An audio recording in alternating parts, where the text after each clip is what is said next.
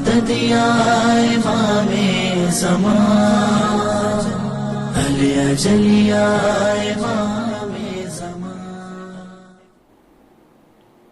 اعوذ باللہ من الشیطان الرجیم، بسم اللہ الرحمن الرحیم۔ شروع کرتا ہوں اللہ کے نام سے جو بڑا مہربان اور نہایت رحم کرنے والا ہے۔ درود و سلام پیش کرتا ہوں حضرت محمد مصطفیٰ صلی اللہ علیہ وآلہ وسلم اور ان کی پاک و پاکیزہ آل کی خدمت میں۔ ناظرین کرام السلام علیکم، میں ہوں مرتضیٰ حسین رضوی اور میں آج آپ سب کی خدمت میں حاضر ہوا ہوں پیغمبر چینل کی جانب سے اپنا یہ پروگرام مثالی معاشرہ لے کر۔ جیسا کہ آپ سب کو علم ہے کہ ماہ مبارک شعبان چل رہا ہے اور اس ماہ مبارک میں 3 بہت بڑی مناسبتیں ہیں۔ سب سے پہلی مناسبت ہے حضرت سید الشہداء امام حسین علیہ السلام کی ولادت بسعادت، اس کے بعد حضرت ابوالفضل العباس علمدار علیہ السلام کی ولادت بسعادت، اور امام عصر امام زمانہ اجر اللہ تعالی فرجہ شریف کی ولادت بسعادت۔ اور اس ماہ مبارک شعبان کی میں بہت بہت مبارکباد پیش کرتا ہوں اپنے اسٹوڈیو میں موجود عالی جناب مولانا ظہیر حسن خان صاحب کی خدمت میں، اور آغا کا استقبال کرتا ہوں پیغمبر چینل کے اسٹوڈیو میں۔ آغا السلام علیکم ورحمۃ اللہ وبرکاتہ۔ علیکم السلام ورحمۃ اللہ۔ آغا ہم بہت شکر گزار ہیں کہ آپ پیغمبر چینل کے اسٹوڈیو میں تشریف لائے، اور آج کے جیسا کہ آپ کو معلوم ہے کہ آج کے ہمارے اس پروگرام کا عنوان مثالی گھرانہ ہے، تو آج کا ہم یہ پروگرام ایک سوال کے ذریعے شروع کریں گے۔ تو ہمارا پہلا سوال یہ ہے کہ مثالی معاشرہ کہتے کسے ہیں؟ اعوذ باللہ من الشیطان الرجیم، بسم اللہ الرحمن الرحیم۔ میں خود بھی آپ کا اور پیغمبر چینل کا شکریہ ادا کرتا ہوں کہ بہرحال ایک اہم موضوع کی طرف آپ متوجہ ہوئے، اور یقیناً مثالی معاشرے کی ضرورت تمام عالم انسانیت کو ہے۔ بے شک، یہ کوئی یہ نہ سوچے کہ صرف مسلمانوں کو نہیں، تمام عالم انسانیت کو مثالی معاشرے کی ضرورت ہے۔ کیوں ضرورت ہے؟ کیونکہ سب یہ چاہتے ہیں ہم اس معاشرے میں رہیں کہ جہاں پر ہمارے بیوی بچے، ہمارے بھائی بہن، ہمارے والدین، ہمارے پڑوسی، ہمارے محلے والے محفوظ رہیں تمام طرح کی پریشانیوں سے۔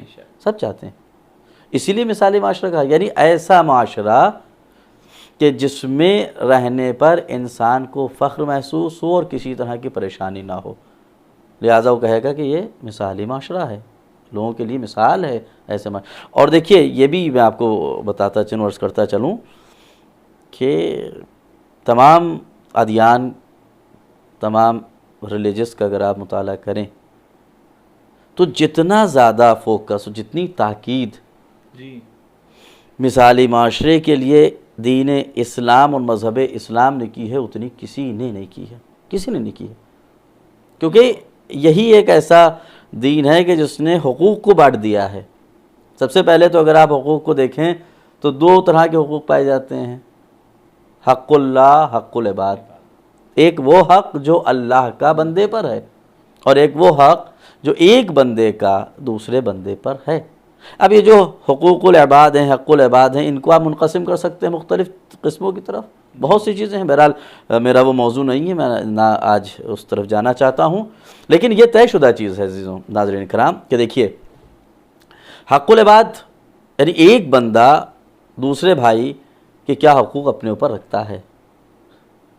حق اللہ یعنی اللہ کا کیا حق ہے، نماز پڑھنا ہے اللہ کا حق ہم پر ہے، روزہ رکھنا ہے اللہ کا حق ہم پر ہے، حج پر جانا ہے اللہ کا حق ہم پر ہے نا، یہ تمام چیزیں ہیں۔ اچھا حق اللہ کا ہمارے اوپر، اس کا مطلب یہ نہیں ہے کہ نعوذ باللہ خدا ہماری نمازوں کا محتاج ہے، نہیں، بالکل نہیں محتاج ہے۔ حدیث قدسی میں غالباً آیا ہے کہ اگر پوری دنیا کے تمام انسان، تمام جنات اس بات پر متفق ہو جائیں کہ ہم اللہ کی عبادت نہیں کریں گے، تو یاد رکھیے گا وہ اللہ کی خدائی اور قدرت میں ذرہ برابر کمی نہیں کر سکتے۔ اور تمام انسان اور تمام جنات ایک ہو کر کے یہ طے کر لیں کہ ہم خدا کی عبادت کریں گے، تو یاد رکھیے گا ذرہ برابر اس کی خدائی، اس کی قدرت میں، اس کے نظام میں اضافہ نہیں کر سکتے۔ ہم محتاج ہیں نماز پڑھنے کے۔ لوگ کہتے ہیں کہ صاحب کیا کرے، وقت نہیں ملتا۔ ارے یہ بدبختی ہے انسان کی، بدبختی ہے انسان کی کہ انسان نماز نہیں پڑھ رہا ہے۔ نماز نہ پڑھنا اس کی کمی ہے، خدا کی نعوذ باللہ کمی نہیں ہے۔ ہم محتاج ہیں عبادت کریں خدا کے، ہم محتاج ہیں کہ عبادت کریں خدا کی، ہم محتاج ہیں نمازیں پڑھیں، روزے رکھیں۔ بہرحال تو دوسرا کیا ہے؟ بندوں کا حق بہت زیادہ تاکید کی گئی ہے، اور یہاں تک آیا ہے کہ خداوند عالم اپنے حقوق کو معاف کر سکتا ہے۔ جی، انسان نے گناہ کیے، نافرمانی کی، معصیت کی، اور خدا کی بارگاہ میں آیا، استغفر اللہ ربی واتوب الیہ، اللہ خدا رحیم و کریم غفار الذنوب ہے، وہ آپ کے گناہوں کو معاف کر دے گا۔ لیکن اگر آپ نے اپنے مرد مومن، اپنے مومن بھائی کے حق کو پامال کیا، there is no chance، کوئی چانس ہی نہیں ہے آپ کے پاس کہ آپ کو معاف کر دیا جائے۔ کیوں؟ آپ اس بندے سے جا کے معافی مانگیے۔ مر کے چلے گئے، قرض رہ گیا ہے، چلیے نمازیں رہ گئی ہیں تو آپ کے بیٹے، آپ کے گھر والے پڑھا دیں گے، قضا کر لیں گے۔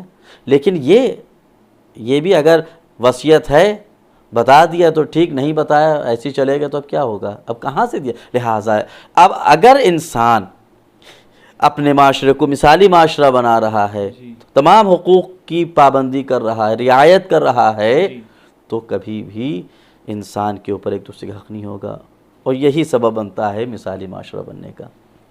آغا آپ کی جتنی بھی گفتگو ہوئی اس سے میرے ذہن میں ایک اور سوال آیا کہ اسلامی معاشرہ جس کی بات ابھی ہم کر رہے تھے، یہی کس طریقے سے مثالی معاشرہ بن سکتا ہے؟ دوسرے معاشرتی نظام بھی تو ہمارے یہاں موجود ہیں، وہ کیوں مثالی معاشرہ نہیں بن سکتے اور اسلامی معاشرہ ہی مثالی معاشرہ بن سکتا ہے؟ دیکھیے آپ کو میں بتا دوں، بہرحال سوال بہت بہترین کیا ہے۔ میں نے ابھی اس سے پہلے جو آپ نے سوال کیا تھا اس میں جو جواب دیا تھا، فقط دین اسلام ہی ہے جو اپنے اصول و قوانین و ضوابط کے ذریعے سے مثالی معاشرہ بنا سکتا ہے۔ کیوں؟ اس کا جواب اسی میں دینا چاہتا ہوں۔ دیکھیے معاملہ یہ ہے کہ انسان کوئی بھی قانون بناتا ہے، ابھی ہمارا انڈیا کا کانسٹیٹیوشن بنا، اب آپ دیکھ لیے کیا حالات ہیں، تبدیلیاں آتی رہتی ہیں۔ نہیں آتی رہ رہی ہیں، وہ کہہ رہے ہیں کہ صاحب نہیں وہ کانسٹیٹیوشن غلط تھا۔ جی اب چاہے اعلان نہ کرے، لیکن اس کانسٹیٹیوشن میں، اس سمویدھان میں رد و بدل کرنا دلیل اس بات کی کہ وہ یہ کہہ رہے ہیں کہ کمی ہے۔ میرے سامنے کی مثال ہے، کہہ رہے کمی ہے۔ جی بھائی یہ بار بار اعتراض کرنا کہ وہاں پر یہ ہونا چاہیے تھا، یہ ہونا چاہیے تھا، یہ ہونا چاہیے تھا، یہ اس بات کی دلیل ہے کہ جو قوانین و ضوابط انہوں نے بنائے تھے اس میں کمیاں تھیں۔ یہ ہم نہیں، یہ خود وہ کہہ رہے ہیں۔ ہم تو احترام کر رہے ہیں اپنے ملک کے کانسٹیٹیوشن کا، ہم کہہ رہے ہیں جو وہ بنا کر کے چلے گا ہم اسی پر عمل کریں گے، لیکن نہیں، آپ خود کہہ رہے ہیں کہ نہیں غلط ہے، کمیاں ہیں، ایسا نہیں ایسا ہونا چاہیے، ہے کہ نہیں؟ آج تو سامنے بہترین مثال ہے۔ اچھا اس کے بعد آپ دیکھ لیجئے، بہت اچھی مثال میں آپ حضرات کی خدمت دینا چاہتا ہوں۔ بہرحال آپ اس چیز کو جانتے بھی ہیں آپ تمام ناظرین کہ ابھی موبائل فون ہے، روز بروز اس کے اندر کچھ نہ کچھ ڈیولپمنٹ ہوتا رہتا ہے، اپڈیٹ آتا رہتا ہے نا، اپڈیٹس آتے رہتے خود ایون آپ دیکھ لیے کہ مطلب اگر آپ نے کوئی you have purchased a mobile phone, تو آپ دیکھیے کہ وہاں پر گاہے بگاہے کچھ وقت کے بعد میسج آتا ہے، نوٹیفیکیشن، ٹھیک ہے کہ there is a update, you should update your cell phone, ٹھیک ہے، ہوتا ہے کہ نہیں کہ اپنے موبائل کو اپڈیٹ کر لیا، یعنی آپ خرید چکے ہیں پھر بھی وہ بار بار اپڈیٹ بھیج کر کے بتانا چاہتے ہیں کہ جو ہم نے آپ کو ورژن دیا تھا اس ورژن میں کمی تھی، اس میں یہ کمی کو ختم کر کے یہ لے کر کے آئے ہیں۔ پھر بار بار اپڈیٹ آنا دلیل ہے اس بات کی کہ انسان قاصر ہے اس بات سے کہ وہ پرفیکٹ چیز بنا سکے۔ پرفیکٹ چیز بنانے والا فقط ایک ہی ہے کہ جس نے پرفیکٹ بنایا اور اس کو احسن الخالقین کا لقب دیا گیا۔ فقط ذات الہی ہے کہ جس کی کسی بھی چیز میں کوئی کمی نہیں پائی جا سکتی ہے۔ اب دیکھ لیے، لہٰذا اگر ہم اس کی کانسٹیٹیوشن پر عمل پیرا ہوں جی جی کہ جس نے جو بنا دیا آج سبحان نہیں اللہ۔ 1400 سال پہلے کہہ دیا تھا. سبحان اللہ۔ کیا کہا تھا کہ تم ایک چھوٹی سی آیت کا جواب لے کر کے آ جاؤ، جی اس کے بعد کہا تم قاصر ہو، نہیں لا سکتے ہو. صحیح ہے کہ نہیں؟ کہا کہ تم قاصر ہو، جواب نہیں لا سکتے. یعنی ایک سورے کا جواب لانے سے تم قاصر ہو تو پورے تمام قوانین کا جواب کہاں سے لے آؤ گے؟ لہٰذا ضرورت ہے اس بات کی کہ انسان اس قوانین کے مجموعے پر عمل کرے کہ جس کے اندر کمی نہیں ہو سکتی ہے، تبھی جا کر کے آپ کا معاشرہ مثالی معاشرہ بن سکتا ہے. آغا، تو یہ مثالی اور اسلامی معاشرہ جس کے بارے میں ہم گفتگو کر رہے ہیں، اس میں ہم جوانوں کا کیا رول ہم پلے کر سکتے ہیں؟ یہ جوان جو نسل ہے وہ کیا رول پلے کرے گی؟ دیکھیے مرتضیٰ صاحب، ہر معاشرے میں every society has a backbone. جی ہر سوسائٹی میں بیک بون ہوتی ہے، اور اس سوسائٹی کی جو بیک بون ہوتی ہے، جی دیز آر دا ینگرس، یہی نوجوان ہیں جی کہ جو ہر سوسائٹی کی بیک بون ہیں، یہی تبدیلی لا سکتے ہیں اور کوئی نہیں لا سکتا. امام خمینی نے کیا کہا تھا کہ جب انقلاب آئے اور آنے کے بعد کہا کہ آپ کا کیا لشکر، یہ کہا نہیں، یہ میرا لشکر نہیں ہے. جی کون ہے لشکر؟ کہا جو ماؤں کی گودوں میں موجود ہیں بچے، یہ ہمارے دراصل معاون ہمارا لشکر ہے. کہ جب یہ جوان ہوں گے اس معاشرے کی تربیت پا کر کے کہ جس کو ہم مثالی اور اسلامی معاشرہ بنانا چاہ رہے ہیں، جب وہ جوان ہوں گے تب وہ تبدیلی لے کر کے آئیں گے. اور آج آپ دیکھ لیجئے کہ پوری دنیا میں فقط ایک ایران ایسا ملک ہے کہ جہاں پر اتنا استحکام پایا جاتا ہے کہ جو ہمارے رہبر معظم کہہ دیتے ہیں لوگ اس کے اوپر اپنی جانوں کو فدا کرتے ہوئے آتے ہیں. ان کی زبانوں پہ نعرے ہوتے ہیں، جانم فدا یہ رہبر، ہے کہ نہیں؟ تو آپ کے جواب تو یہی ہے، مثالی معاشرہ قائم کریے. دیکھیے، اور مثالی معاشرے کے لیے بہترین طریقہ یہ ہے کہ آپ خدا اور اس کی حجت کے احکامات و فرمودات کی پیروی کیجیے.